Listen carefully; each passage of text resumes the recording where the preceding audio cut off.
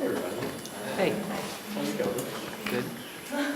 Anyways, I've always wanted to get up and pretend that I was so nervous I was going to faint, but I never had the courage to do it. But anyways, so Nathan contacted me a couple weeks ago to speak on why diversity matters. And he had me in mind because I grew up in a multicultural church. It's kind of a weird church environment. We had a black pastor with a white wife and a congregation that was split perfectly right down the middle between black and white. All of the Seahawks would get up and leave whenever service was halfway through and they had a game going on or something.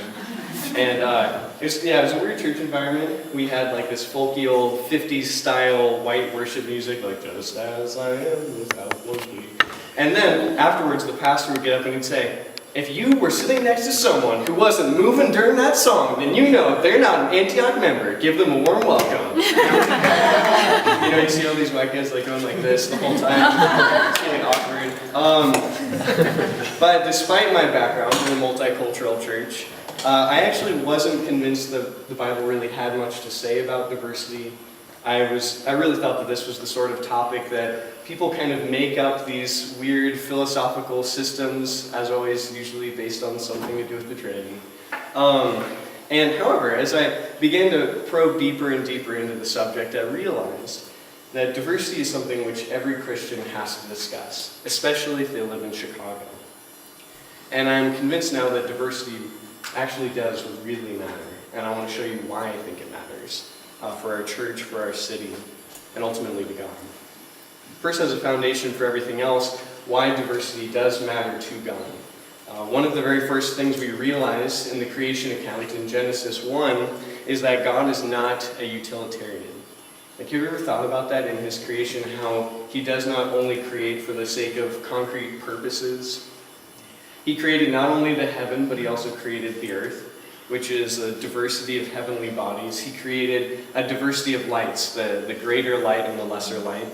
He created a diversity of surfaces with the dry lands and the oceans. He created a diversity of things, living and non-living. He didn't have to make all these different types of things. And within those living things, He created a diversity of intelligent worshipers, not only human beings, but also these strange, beautiful, thinking, worshiping aliens called angels. Have you ever thought about how weird that is that we actually believe that? We actually believe in aliens, they're called angels. Little shout out. But my point here is that God does not only create in order to accomplish a specific task, He also creates for the sake of beauty. However, simultaneously, God's creation is never devoid of some purpose. When He created sheep, He knew that He would be able to communicate to us something about His relationship with His children that He could never have described unless there was a shepherd. He spoke to us of His constant faithfulness through the continual rising and setting of the sun, the strength of His might through creating giant mountains, and everything and every aspect of diversity which God has ever created, He uses to demonstrate Himself to us, His worshipers. And His final goal with all of us, and with all of His creation, is to develop a multitude for Himself of people from every nation, from all tribes and peoples and languages, to cry out together, salvation belongs to our God who sits on the throne and to the Lamb. That's a much more beautiful picture than if there was just one type of person. The only problem with this beautiful picture, however, begins with the fall of mankind and continues through Genesis chapter 11. At one point, all of mankind binded together to accomplish one task, but it was not to worship God, but it was to worship themselves. In the Tower of Babel, God divided the people from one another by confusing their languages, and we've all been at each other's throats ever since.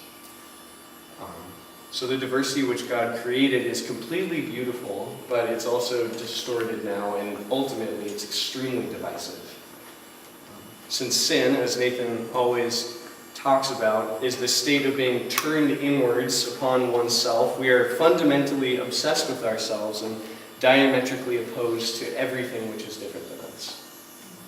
In speaking about why diversity matters in Chicago, we'll be speaking almost exclusively about the role of race in our city. We must realize that racism, no matter how subtle it is ultimately that act of self-obsession and contempt for the diverse nature of God's creation.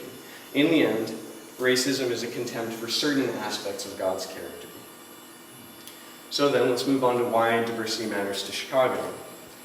Positively, racial diversity is the lifeblood of our city. It's the most beautiful thing about it. Within the confines of one city, you can go down to where Sarah and I live at 21st and Oakley, and you can have some of the most authentic and delicious soap base you've ever had in your entire life from Ray's Taco Stand at the end of our block. Or you could go on the Red Line down to Chinatown, and you could spend some time in an authentic tea house. Or if you were really hungry, you could go to an Indian restaurant on the north side and you could get some buttered chicken, which is amazingly good. And this is the beauty of our city. It's found in the diversity here, and we wouldn't have this city without the diversity here. It's the most beautiful thing about Chicago. But there's a negative side to diversity in our city, which you could tell so quickly when you come into the city, or if you just turn on the news for a minute. As Melody Hobson said in her TED Talk, it's absolutely essential that we do not pretend to be colorblind. Absolutely essential. To pretend that we cannot see the color of the people that we're speaking to, or even all of the negative aspects of diversity in Chicago, is to ignore God's creative power and diversity and to blind ourselves to the solutions to all these problems that we have in our neighborhoods. As Melody Hobson says, we must not be colorblind, but color brave. In light of that, I want to go through a few statistics concerning race in our society, so we can see why diversity really does matter to Chicago. And in a sense, diversity matters to Chicago because depending on what color you are, it determines everything about your life in the city. You can tell that just by going around on the train. So ethnicity, how well do we know our city in the first place? I'm only going to be dealing with the three main ethnic groups in Chicago because really it's these three ethnic groups that are at war with each other in this city. Black, white, and Latino. Most of our city kind of lumped together. If you had to put a percentage to it, if you have notes, you can write these numbers down, or you just think of it in your mind, but try to think of concrete numbers. What percentage of people do you think ethnically are white? Which percentage are black? And which percentage are Latino? Just try to think of an answer in your mind. What do you think? 1/3, 1/3, 1/3, 2/5, 1/5, 2/5. Anyways, just try to come up with something definite for all of these in your mind. What I found actually really surprised me because white people constitute about 32% of the people in Chicago. Black people constitute about 33% of the people in Chicago. And so for the first time in my life coming to this city, I'm actually a very slight minority. But in the inner city, it's actually way more black people than there are white people, because all of the white people, if you look on a map, are in one big circle around the city, in the outer limits. It's actually interesting to view yourself that way. Most of this church at Emmanuel is a slight minority, which is really interesting to think about. And Latinos comprise about 29% of the population here. Now here's something else which is a little bit more telling.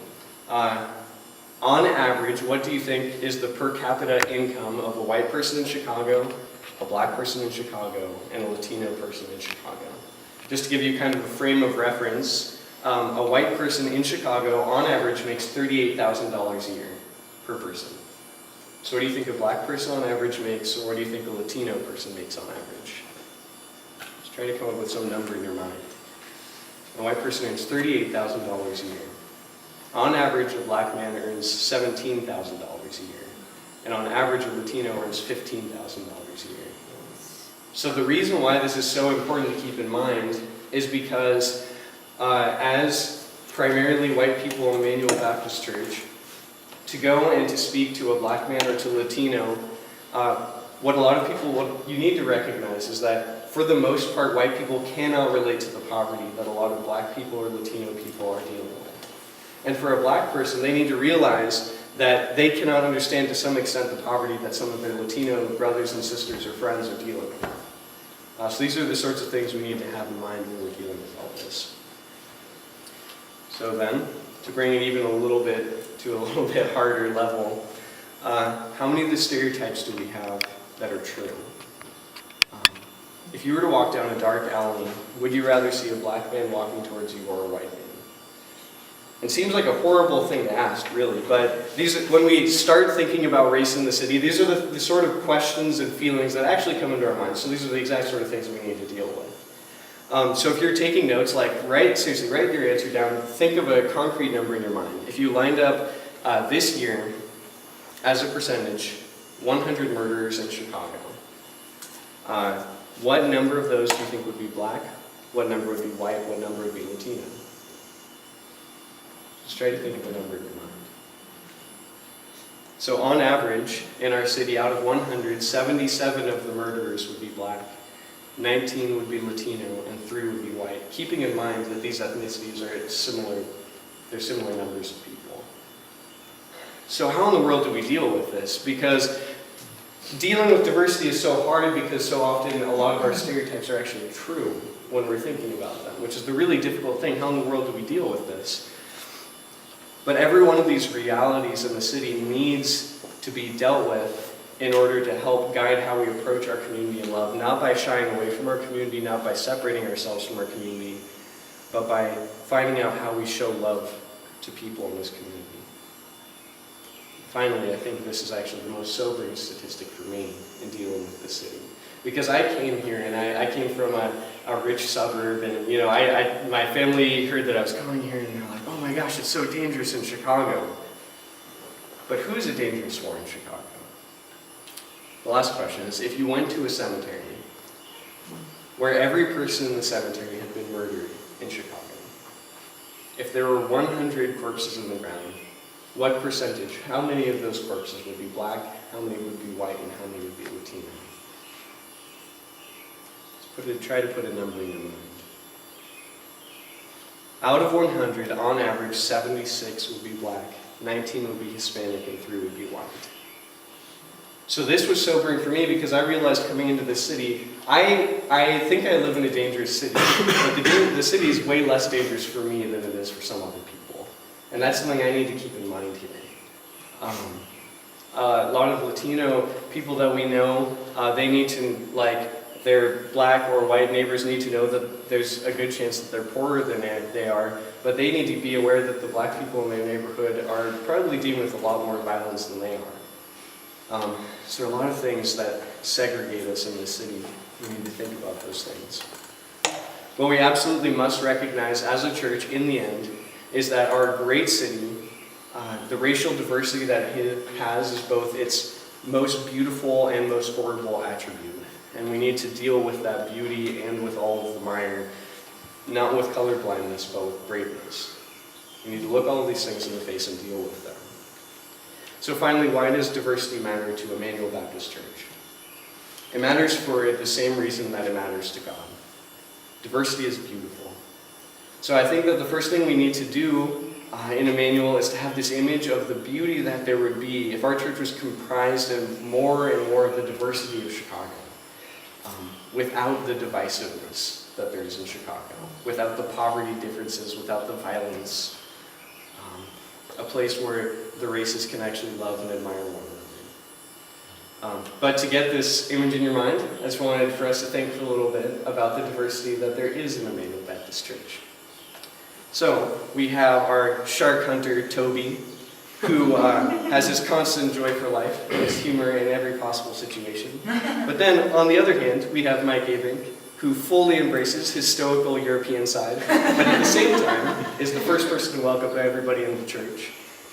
And then we have Stella, who enjoys dancing at the front of the front of the room when we're doing worship services, and she never fails to share her mind in any situation. But then she happens to go to the same church as TJ, who I can't look at for more than about 2.5 seconds before he gets really embarrassed and runs away. So, with the extraordinary way that God designed people, every person you grow to love is a growth in the love of God's diversity. And as we all know, John's, whatever he was doing over there, simply cannot be compared to anyone or anything else in the entire city. So, what we need to do is we need to imagine how beautiful it would be to see our church grow into a place where we do not need to look for the diversity of God's creation solely within one subset of Chicagoans, which are highly educated white Americans who are just passing through the city. I'd love to see more of the beauty of this city in our church. And it's not enough to say that I would love to see more black people in our church, or more Latino people in our church, or more Polish people in our church, or anything else. But I guess what I'm really saying, and the image I finally got settled in my mind, is that I'd love to have more black, Latino, Polish, whatever friends Once again, however, God did not create diversity only for the sake of beauty. There's also a great purpose in our goal of diversity at Emmanuel Baptist Church. In fact, embracing diversity is the only road that we have to accomplishing the greatest commission that we as believers were ever given, which is go therefore and make disciples of every nation. Now, I still don't think that the average small-town church in Sully, Iowa needs to pack up and drive to Louisiana every other week to try and go witness to people, to try and embrace ethnicity or something like that. But what I do believe is that we as Christians are not permitted to be choosy about who we share the gospel to and who we befriend in the area we live. We simply cannot reach all of the people in the UIC area if we do not learn to love and befriend all other races. And I certainly don't say this as though the white people at certain churches need to reach down and save the blacks and Latinos. That's not at all what's happening. But the white people need the Latinos need the black people, the ethnic Germans need all of the ethnic Greeks, and the people in this city as Christians need to work together to accomplish the task that God has given all of his children. So then, what are some practical ways for us as a church to approach diversity in Chicago? I read a book by Alvin Sanders called Bridging the Diversity Gap that Nathan suggested to me. The man who wrote it, a black man who has helped a lot of Christian organizations in the past to embrace diversity in different ways. And it may sound strange or intimidating, but I actually think it would be a really legitimate thing to do for a white person to sit down with a black person and ask them to tell them about their lives. This is what Alvin Sanders suggests. Just to sit down and say, what's your life like in Chicago? How is that experience different than your own? Or for a black man to ask a Latino, what's your life like in Chicago? I think the first place to start is for us to actually be able to understand each other a little bit and to understand what all those differences are, which are a beautiful thing, and we don't want to ignore those things. For Sarah and I, what this has kind of looked like is getting to know the Latino woman who runs the taco stand at the end of our block, which is awesome. Maria's become our best friend in Pilsen, and she has successfully put a face in our minds on the hardships that some Latinos go through in Chicago. Her life has been incredibly difficult for reasons that she's confided in us, but she's such a noble woman. And it amazes me that she works 2 jobs in order to keep her family going and to put all 6 of her kids through college in a country that's not her own.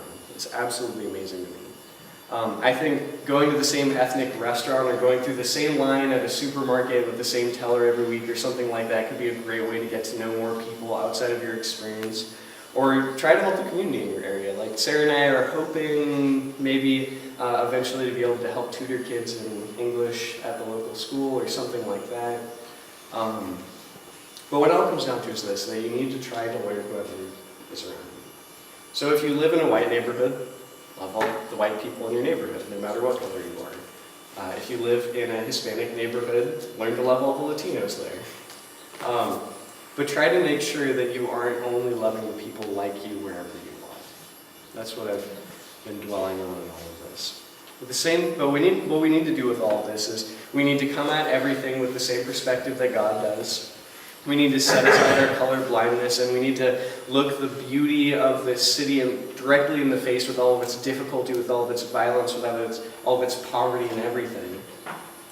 And finally, we need to catch a vision of the beauty and diversity of God's creation and take the proactive steps in love that we need to take to be able to reach all of the people in our community with the gospel.